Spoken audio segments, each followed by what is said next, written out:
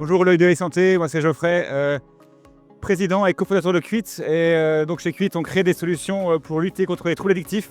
Et on est là aujourd'hui parce que le sujet de la prévention est un sujet assez largement porté, soutenu par la BPI et par l'État aujourd'hui, puisqu'on sait que prévenir coûte moins cher que guérir.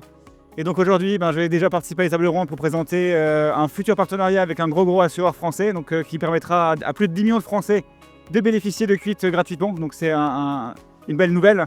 Et on travaille aussi toujours avec la BPI sur des sujets de validation plus poussés de notre solution, puisqu'étant une solution grand public, Quit c'est une application qu'on peut télécharger directement sans passer par le médecin. On cherche aussi à valider encore plus son efficacité et ça passe par des études cliniques ou des études pragmatiques. Voilà, et donc on travaille sur ces sujets avec la BPI.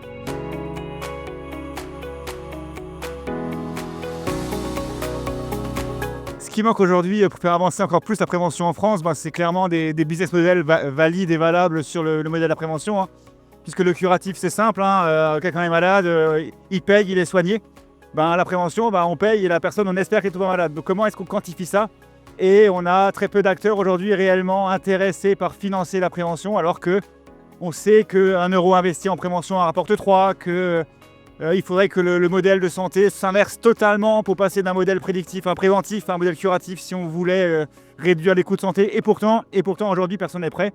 Parce que finalement, les économies qu'on fait, elles sont moyen terme et court terme en termes de prévention, alors que le curatif, c'est de l'argent qui rentre tout de suite. Donc il faudrait réussir à changer les mentalités et enfin être capable de voir un peu plus loin que demain et regarder après-demain.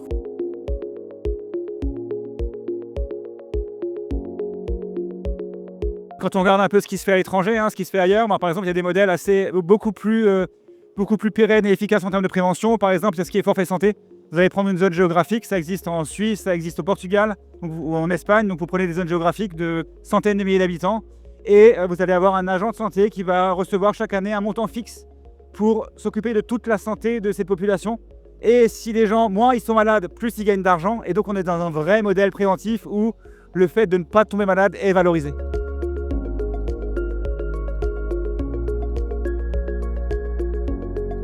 Et donc concernant cette belle annonce pour janvier, je ne peux pas trop vous en parler aujourd'hui puisque ça reste encore confidentiel, mais je serais ravi d'en parler aux grandes tendances de la santé en janvier. Ce sera une belle occasion pour revenir sur ce sujet. Je suis persuadé que ce sera un bel événement. Et d'ailleurs, inscrivez-vous déjà si vous le souhaitez, si vous le pouvez.